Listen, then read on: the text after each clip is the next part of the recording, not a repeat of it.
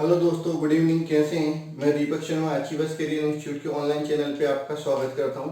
Acid base and salt upon chapter discuss कर रहे हैं। इसमें एसिड के बारे में पढ़ लिया, बेस के बारे में पढ़ लिया, difference between acid and base के बारे में पढ़ लिया। अब अपन बात करते हैं इंडिकेटर्स की। ठीक है, तो इंडिकेटर्स क्या होते हैं उनके बारे में डिस्कस कर लेते हैं। ठीक है, indicators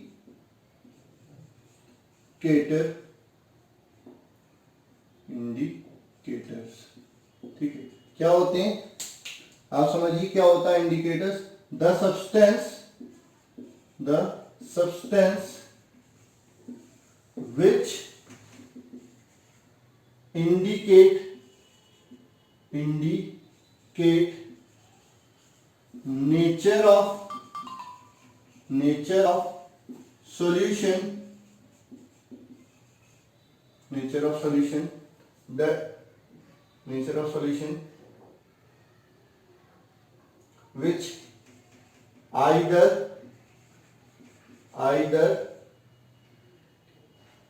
acidic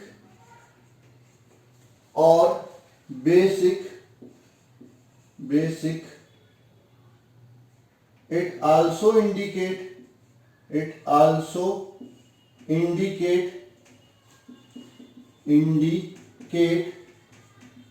change in nature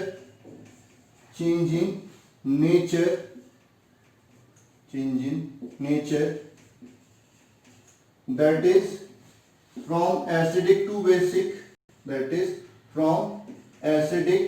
to basic, and vice versa are known as indicators. ठीक है, तो आपसे अगर कोई पूछता है कि इंडिकेटर क्या होते हैं, भाई ऐसे सब्सटेंस जो कि क्या करते हैं, आपके किसी सॉल्यूशन का नेचर बताते हैं कि वो सॉल्यूशन एसिडिक है कि बेसिक है, कि आपका क्या है चेंज इन नेचर को बताता है कि कोई सॉल्यूशन एसिडिक से बेसिक हो रहा है कि बेसिक से एसिडिक हो रहा है। तो उस सब्सटेंस को जो किसी सॉल्यूशन का क्या बताता है, नेचर बताता है, उस सब्सटेंस को अपन क्या बोलते हैं? इंडिकेटर बोलते हैं। ठीक है, generally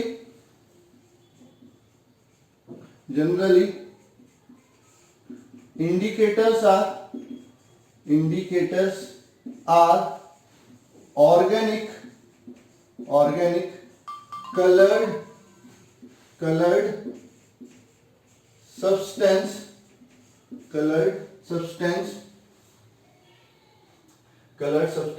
which obtained from plants. क्या होते हैं इंडिकेटर्स? कलर्ड ऑर्गेनिक सब्सटेंस होते हैं जिनको हम कहां से ऑब्टेन करते हैं? प्लांट से ऑब्टेन करते हैं। अब कुछ आपके इंडिकेटर्स के बारे में आपको पढ़ना पड़ेगा। तो सब सम इंपोर्टेंट इंडिकेटर्स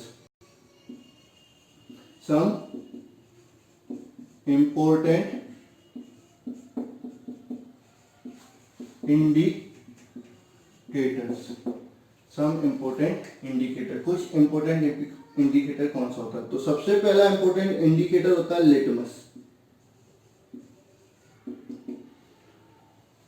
कौन सा? लिटमस। ठीक है, तो लिटमस क्या होता है? एक पर्पल कलर का डाई होता है। It is a purple colour dye which is obtained from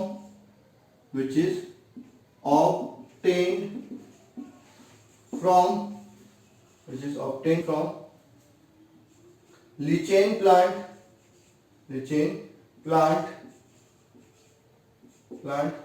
which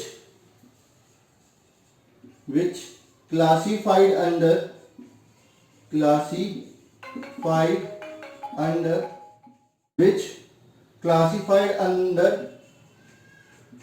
thallophyte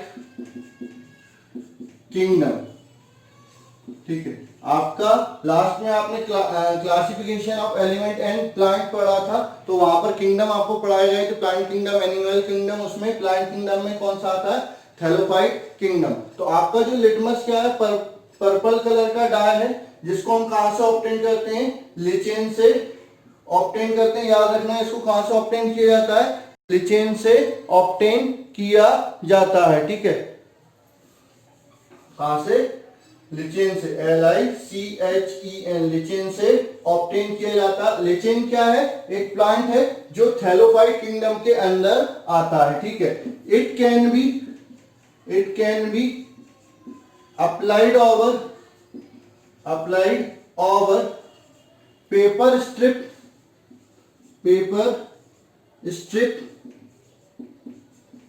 which are red and blue in color,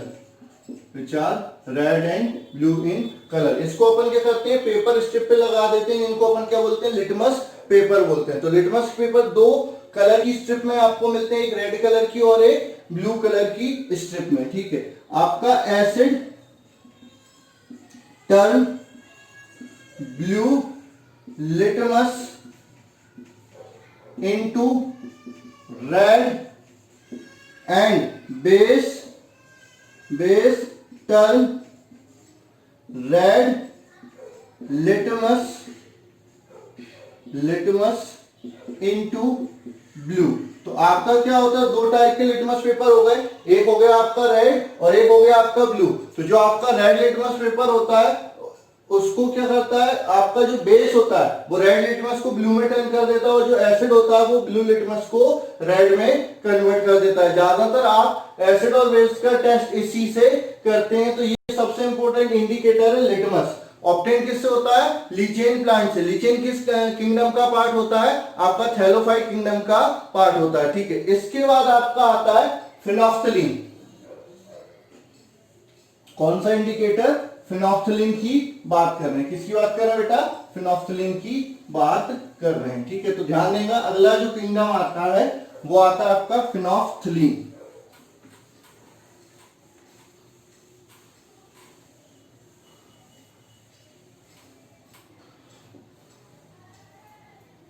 ठीक है, सेकंड आपका आएगा फिनोफ्थलीन।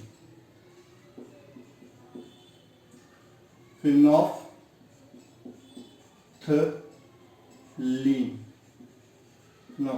ठीक है। फिनोफ्थलीन क्या होता है, it is an organic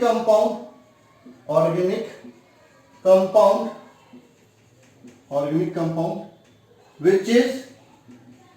which is acidic in nature,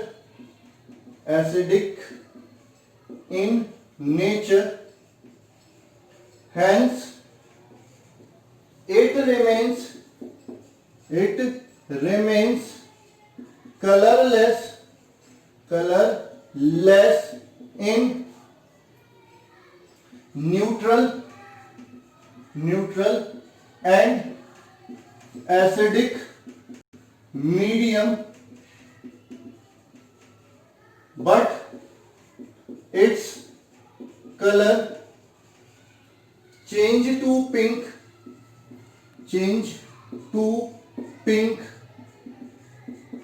in basic medium। ठीक है, बेसिक मीडियम। तो आपको ध्यान रखना कि क्या है कि दूसरा इंडिकेटर अपन किसकी बात कर रहे हैं, फिनोफ्थलीन की बात कर रहे हैं। ठीक है, ये भी क्या होता है, एक ऑर्गेनिक डाई होता है या ऑर्गेनिक कंपाउंड होता है। ठीक है, ये न्यूट्रल एसिडिक नेचर का होता है। इसके कारण, एसिडिक नेचर होने के कारण ये क्या होता है, न्यूट्रल मीडियम और एसिडिक मीडियम में इसका कोई कलर चेंज नहीं होता। ये क्या होता है, कलरलेस होता है। लेकिन अगर आप इसको बेसिक मीडियम में डालेंगे तो इसका क्या हो जाएगा, कलर चेंज हो जाएगा, पिंक। तो आपने क्या लिया, फिनोफ्थलीन लिया, उसमें आपने एक सब्सटेंस डाला। अगर इसका कलर चेंज नहीं हुआ तो या तो वो एसिडिक होगा या न्यूट्रल होगा, और कलर अगर पिंक हो गया तो वो क्या हो जाएगा, बेस हो जाएगा। तो ये आपका नेचर ऑफ सॉल्यूशन बताता है। ठीक है, उसके बाद तीसरा आपका आता है methyl orange.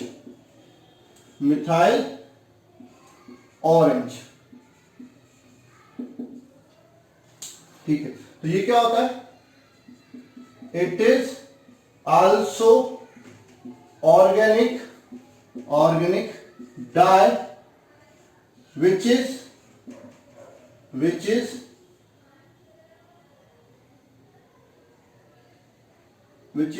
yellow color, sorry, which is orange, bracket में लिख सकते हो yellow in color, it is basic in nature, ठीक है। ये मिथाइल ऑरेंज कैसा होता है? बेसिक नेचर का होता है। hence its color does not change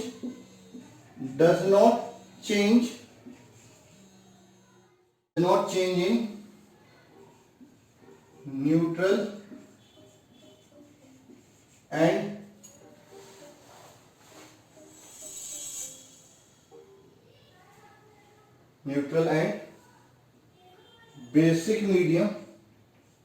basic medium, but it turn red in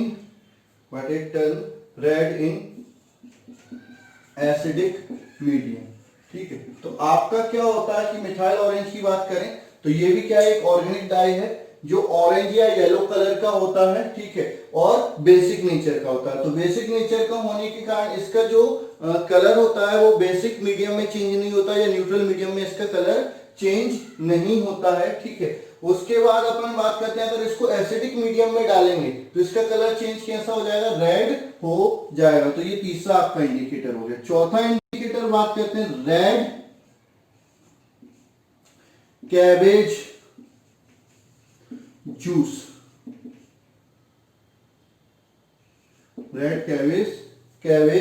juice, ठीक है, रेड कैबेज जूस, ठीक है। तो आपकी देखो कैबेज यानी पत्ता गोभी जो होती है वो ग्रीन कलर की भी आती है, रेड कलर की भी आती है। तो उसका जो जूस निकालता है वो एकदम रेड नहीं होती, वो पर्पल कलर की रहती है। तो उसका जो जूस निकालते हैं वो भी कैसा होता है? पर्पल कलर का होता है, ठीक है। तो वो जो न्यूट्रल मीडियम में होता है, it is in neutral medium,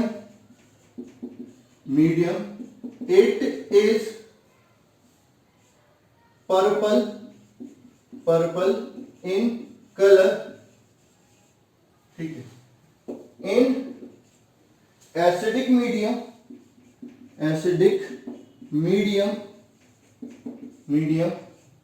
it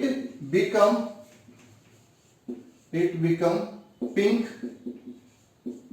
and in basic medium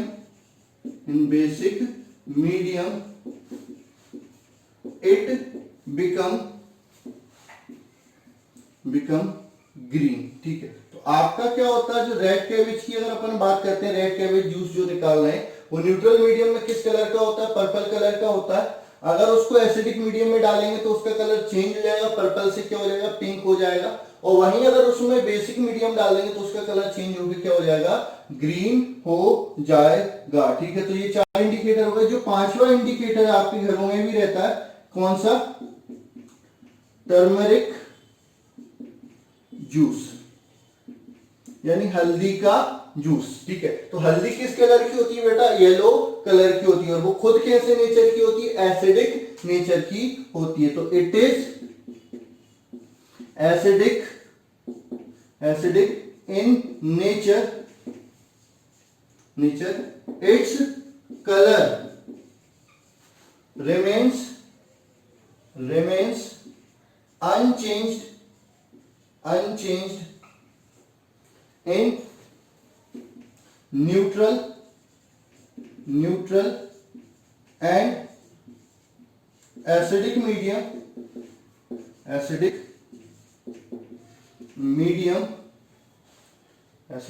medium, but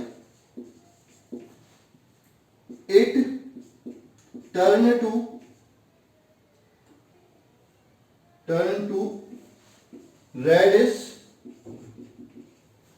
or deep brown in basic medium, basic medium, ठीक है। तो क्या होता है, जैसे अपन बात करें शुरू से बात करें कि अभी तक जो अपन ने पढ़ा इंडिकेटर के बारे में थोड़ा सा एक बार और डिस्कस कर लेते हैं। इंडिकेटर क्या होते हैं, ऐसे सब्सटेंस होते हैं जो किसी भी दूसरे सब्सटेंस का या सॉल्यूशन को क्या बताते हैं, नेचर बताते हैं कि वो एसिडिक है कि बेसिक है, या चेंज इन नेचर बताते हैं कि वो एसिड से बेस में कन्वर्ट हो रहा है, बेस से एसिड में कन्वर्ट हो रहा है। उस सब्सटेंस को अपन क्या बोलते हैं, इंडिकेटर बोलते हैं। इंडिकेटर जनरली ऑर्गेनिक कंपाउंड होते हैं जिनको हम प्लांट से ऑब्टेन करते हैं, ठीक है। सबसे कॉमन जो इंडिकेटर है वो लिटमस होता है, ठीक है। लिटमस कहां से ऑब्टेन किया जाता है, लीचेन प्लांट से ऑब्टेन किया जाता है। लीचेन किस किंगडम में आता है, थैलोफाइट किंगडम में आता है। थैलोफाइट किंगडम में कौन आता है, लीचेन आता है। लीचेन कैसा होता है, पर्पल कलर का जूस होता है, ठीक है। जब इसको पेपर पे लगाया जाता है, पेपर स्ट्रिप पे लगाया जाता है, दो टाइप की पेपर स्ट्रिप बनाई जाती है, एक ब्लू कलर की और एक रेड कलर की। अगर एसिड डालते हैं तो एसिड रेड कलर के लिटमस पेपर पे कोई इफेक्ट नहीं डालता, ब्लू कलर के लिटमस पेपर को रेड कर देता है। बेस अगर डालते हैं तो बेस ब्लू कलर के लिटमस पेपर पे कोई इफेक्ट नहीं डालता, वो रेड कलर को ब्लू कलर में कन्वर्ट कर देता है। तो ये होता है आपका लिटमस टेस्ट या लिटमस पेपर, एसिड और बेस को। उसके बाद दूसरा जो आता है आपका इंडिकेटर वो आता है आपका फिनोफ्थिलीन। फिनोफ्थिलीन क्या होता है, एक ऑर्गेनिक कंपाउंड होता है जो कैसा होता है, एसिडिक नेचर का होता है, ठीक है। अब इसका कलर कैसा होता है, न्यूट्रल और एसिडिक मीडियम में ये कलरलेस होता है, इसका कोई कलर नहीं होता। लेकिन अगर अपन इसमें बेसिक मीडियम डालते हैं, बेस डालते हैं, तो इसका कलर क्या हो जाता है, पिंक हो जाता है।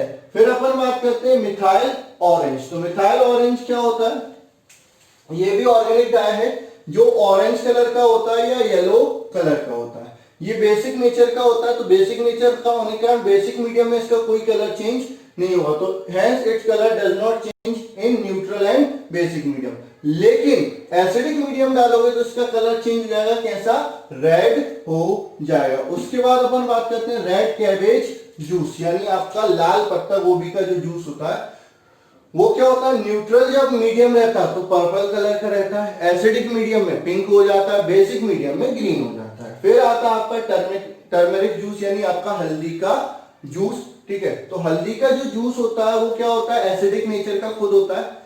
एसिडिक मीडियम में या न्यूट्रल मीडियम में ये कलर चेंज नहीं करता है, लेकिन बेसिक मीडियम में ये रेडिश हो जाता है या फिर डीप ब्राउन कलर का हो जाता है, ठीक है। ये चीज आप घर पे भी देख सकते हो, कई बार आप खाना खाते हो, कुछ खाना गिर जाता है कपड़ों पे, व्हाइट कपड़ों पे खासकर, तो हल्दी का निशान बन जाता है। वैसे पीला पीला दिखेगा, लेकिन जब उसको साबुन से धोने जाते हैं तो जो वो पीला कलर है वो रेड में कन्वर्ट हो जाता है, क्योंकि साबुन क्या है, बड़े सोर्स हैं किसके, आपके बेस के, बेस से मिलकर बने होते हैं। तो ये हो जाते हैं आपके क्या, इंडिकेटर्स, ठीक है। अब इसके बाद अपन बात कर लेते हैं डाइल्यूशन ऑफ एसिड, ठीक है। डाइल्यूशन ऑफ एसिड और डाइल्यूशन ऑफ बेस। तो डाइल्यूशन का मतलब क्या होता है, डाइल्यूशन का मतलब होता है कि वो बहुत ज्यादा उसमें एसिड और बेस प्रेजेंट है, तो उसको एसिड और बेस का कंसेंट्रेशन कम करना है, उसमें पानी मिलाना। तो आपको मैं एक चीज बता देता हूं, डाइल्यूशन में आप याद रखेंगे, ये मैं बोल के बता रहा हूं, लिखवा नहीं रहा हूं, याद रखना। Dilution of acid is highly exothermic process, बहुत ज्यादा एक्सोथर्मिक प्रोसेस होता है। We never add water to acid, ठीक है। हम कभी भी एसिड में पानी नहीं मिलाएंगे या नहीं मिलाते, क्योंकि अगर एसिड में पानी मिलाओगे तो इतना ज्यादा एक्सोथर्मिक होता है कि जिस कंटेनर में आपका एसिड रखा है वो बर्स्ट हो सकता है, फट सकता है, उससे बहुत ज्यादा डैमेज हो जाएगा। तो फिर सर डाइल्यूट कैसे करेंगे, पानी में एसिड मिलाएंगे, एसिड में पानी नहीं, पानी में एसिड मिलाएंगे, और वो भी स्लोली स्लोली और कॉन्स्टेंटली स्टेयरिंग के साथ, यानी कॉन्स्टेंटली उसको हिला हिलाकर मिला मिलाकर उसमें एसिड मिलाया जाता है। एसिड में पानी नहीं मिलाना, water does not added to acid, acid added to water slowly with constant stirring, ठीक है। उसमें क्या करना है, डाइल्यूशन में एसिड को पानी में मिलाना, धीरे धीरे मिलाना और कॉन्स्टेंटली उसको हिलाते हुए मिक्स करते हुए मिलाना। उसके बाद भी वो एक्सोथर्मिक तो रहेगा, हीट तो प्रोड्यूस होगी, लेकिन इतनी ज्यादा नहीं होगी कि विस्फोट हो जाए। उसको मतलब जैसे अपन बड़ा बीकर लिया तो कोर से मतलब बिल्कुल साइड पकड़ के एसिड जाना चाहिए, धीरे धीरे, ऐसा नहीं कि एकदम से वो भी डाल दिए, एकदम से अगर वो भी डालोगे तो भी विस्फोट हो जाएगा। तो स्लोली ऐड करना है एसिड को, पानी में विद कांस्टेंट स्टेरिंग, ठीक है, ये होता है। अब अपन बात कर लेते हैं न्यूट्रलाइजेशन की। पहले भी बता चुका हूं न्यूट्रलाइजेशन क्या होता है, लेकिन अब और अच्छे से न्यूट्रलाइजेशन को समझ लेते हैं।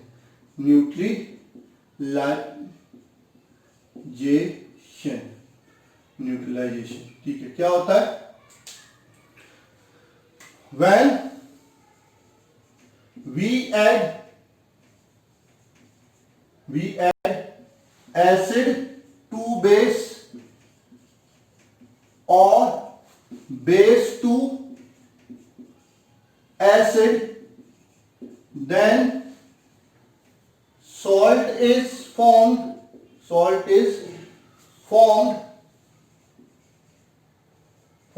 along with water. This reaction is known as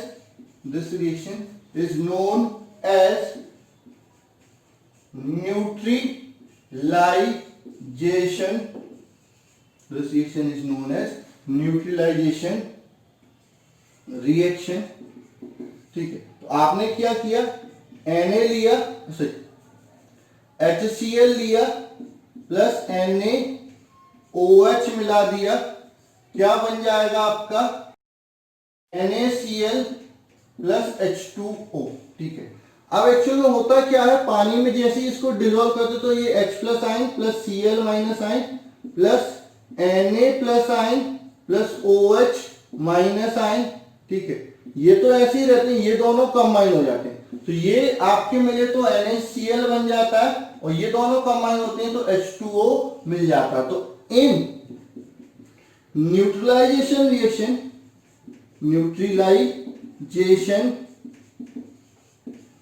reaction H plus ion combine with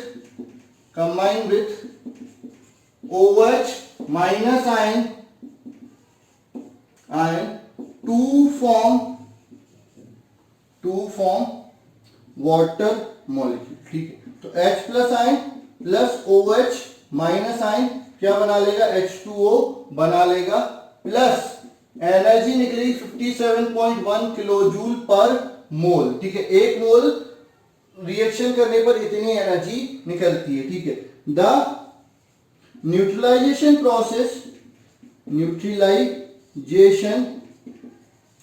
process is exothermic in nature and enthalpy या energy produce in this process is neutralization energy, that is 57.1 kilojoule. It is fixed for all neutralization reaction, but in case of weak acid and base,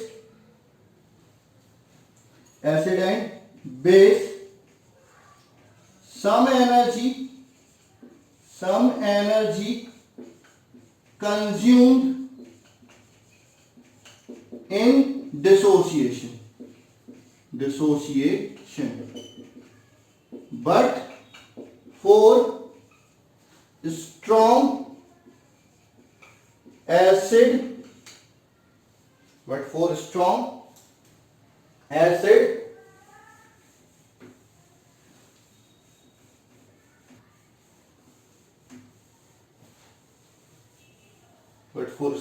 acid and base,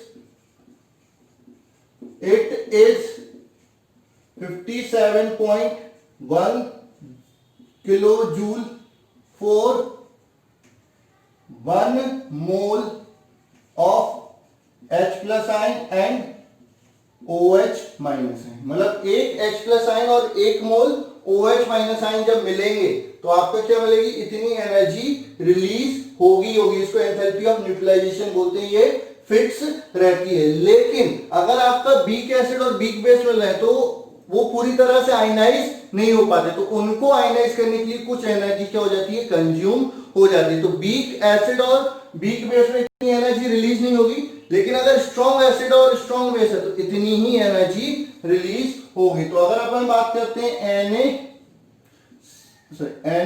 HCl plus NaOH क्या बना रहा है, NaCl plus H2O, ये भी strong, कितनी निकल जाएगी 57.1 kilo joule energy.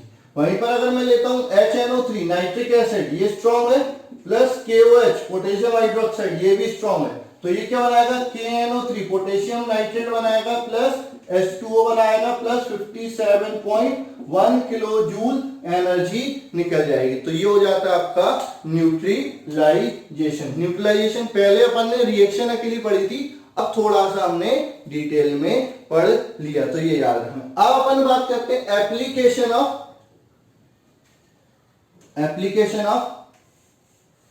Neutralisation.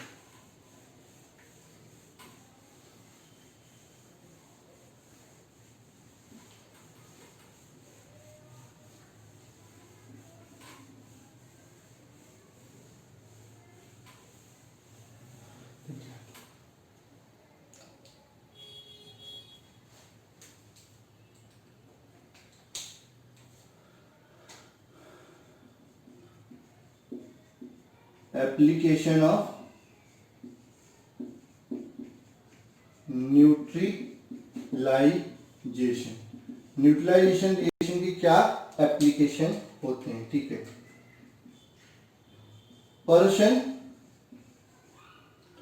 particularly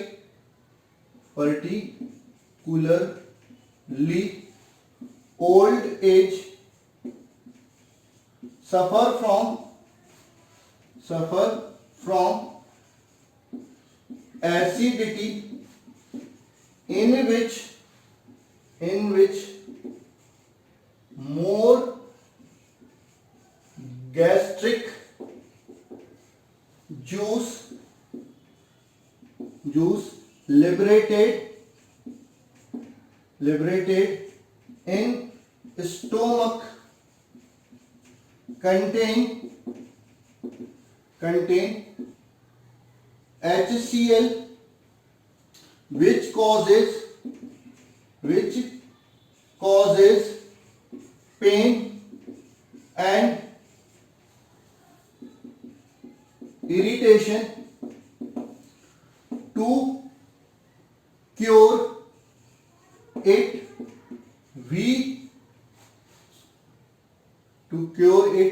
we take tablet of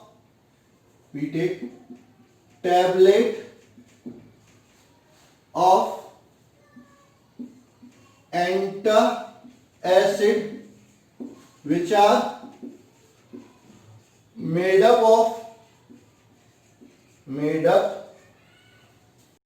of sodium bicarbonate और milk of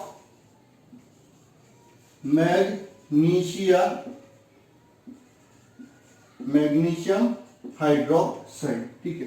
क्या होता है कि आपने देखा होगा, जो बूढ़े में जवान लोगों में भी होता है, लेकिन जनरली किसमें होता है, जो ओल्ड एज के लोग होते हैं जिनमें डाइजेशन प्रॉपर नहीं हो पाता, तो क्या होता है जब वो खाना खाते हैं तो एक्सेस अमाउंट में क्या होता है, गैस्ट्रिक जूस निकल जाता है। पेट में डाइजेशन के लिए एक जूस लिबरेट होता है जिसको गैस्ट्रिक जूस बोलते हैं, उसमें HCl भी प्रेजेंट होता है जिससे आपका डाइजेशन प्रॉपर हो पाता है। लेकिन अगर आपका ज्यादा गैस्ट्रिक जूस निकलेगा, मतलब ज्यादा HCl निकलेगा, तो उससे क्या होगा, पेट में दर्द होने लगेगा और इरिटेशन होने लगेगी। तो इसके करेक्शन के लिए डॉक्टर की सलाह पे हम कई सारी टैबलेट लेते हैं। कई लोग बोलते हैं इनो लो, इनो पीते हैं ना, काम शुरू सिर्फ 6 सेकंड में, न्यूट्रलाइजेशन रिएक्शन फास्ट रिएक्शन होती है तो जल्दी से कंप्लीट हो जाती है। तो आपका क्या होता है, वो टैबलेट्स और जो आपकी दवाई आती है या फिर आपका इनो आता है तो वो अपन लेते हैं जिससे कि अपन ठीक हो जाए। उन सबको क्या बोलते हैं, एंटा एसिड बोलते हैं। इनमें जो मेन कंपोनेंट होता है या तो सोडियम बाइकार्बोनेट होता है NaHCO3 और नहीं तो मिल्क ऑफ मैग्नीशिया यानी मैग्नीशियम हाइड्रोक्साइड होता है। ज्यादातर अपन ये वाला यूज करते हैं, milk of magnesia magnesium hydroxide use करते हैं। कभी कभार हम सोडियम बाइकार्बोनेट ले लेते हैं। Second,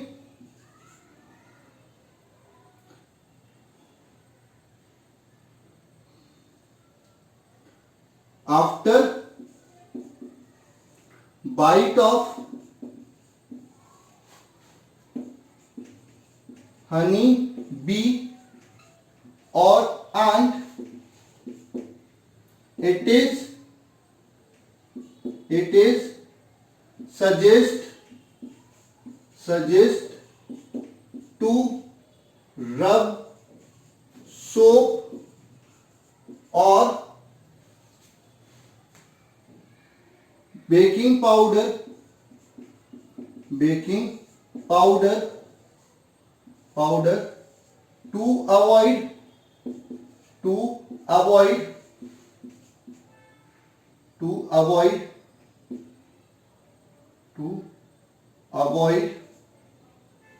to avoid poisonous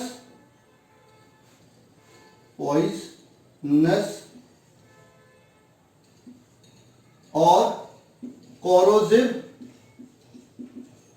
effect because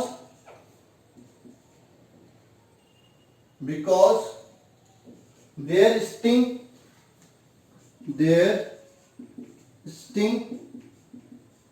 contain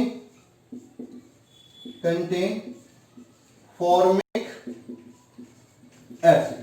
क्या होता है कि अगर कभी आपको किसी चींटी ने या फिर आपका क्या होता है मधुमक्खी ने काट लिया, उसका डंक जो होता है उसमें आपका क्या होता है, फॉर्मिक एसिड रहता है, तो उसने आपके शरीर में क्या दे दिया, एसिड दे दिया। तो उससे क्या होता है, स्वेलिंग आ जाती है, दर्द होता है। ठीक है, तो आपका क्या होता है, दो चीजें होती हैं, पॉइजनस इफेक्ट होता है और आपका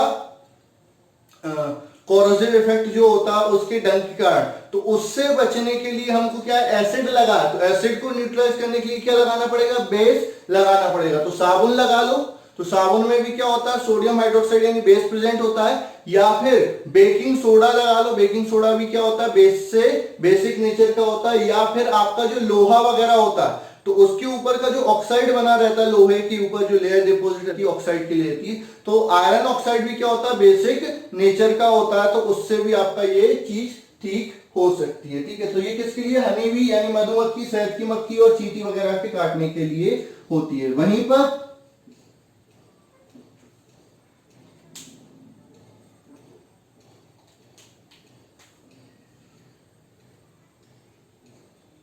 द स्टिंग ऑफ बाप्स, ठीक है, ये एक और कीड़ा होता है जिसको अपन क्या बोलते हैं, बाप्स बोलते हैं। ठीक है, बाप्स बोलते हैं। ये जो आपके छोटे छोटे कीड़े आते हैं, ये अगर काट लेते हैं, contain base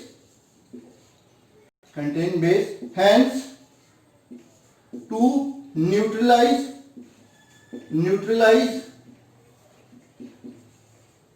effect of their sting we use acetic acid और vinegar.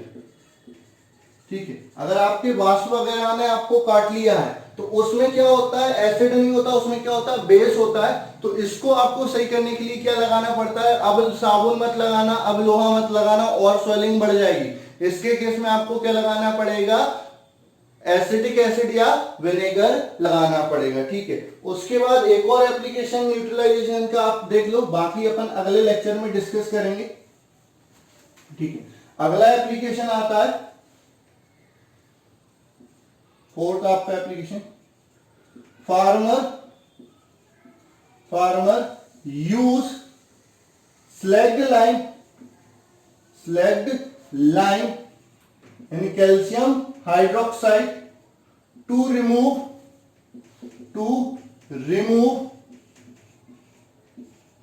Acidity of soil for crop production. ठीक है, क्या होता है, कई बार एसिड रेन होती है, तो एसिड रेन के कारण आपका जो सॉइल होती है उसमें एसिडिटी बढ़ जाती है, तो इस एसिडिटी के कारण आपका क्रॉप का प्रोडक्शन क्या हो जाता है, कम हो जाता है। तो इस एसिडिटी को रिमूव करने के लिए हम क्या करते हैं, जो किसान लोग होते हैं वो खेतों में स्लैग लाइन का यूज कर देते हैं, उसका छिड़काव कर देते हैं। तो स्लैग लाइन क्या कर देता है, एसिड को न्यूट्रलाइज कर देता है, तो आपकी एसिडिटी क्या हो जाती है, सॉइल की खत्म हो जाती है और प्रॉपर आपका प्रोडक्शन होने लगता है। तो ये आज अपन ने पढ़ा indicator, neutralisation, application of neutralisation. अब अगले लेक्चर में अपन डिस्कस करेंगे पीएच स्केल और इंपॉर्टेंस ऑफ पीएच। उसके बाद अपन पढ़ेंगे सॉल्ट वगैरह पढ़ेंगे। तो जितना आज अपन ने पढ़ा वो अच्छे से याद रखेंगे। अगर कोई दिक्कत आती है तो आप मेरे से पूछ सकते हैं। तो आज के लिए बस इतना ही, धन्यवाद।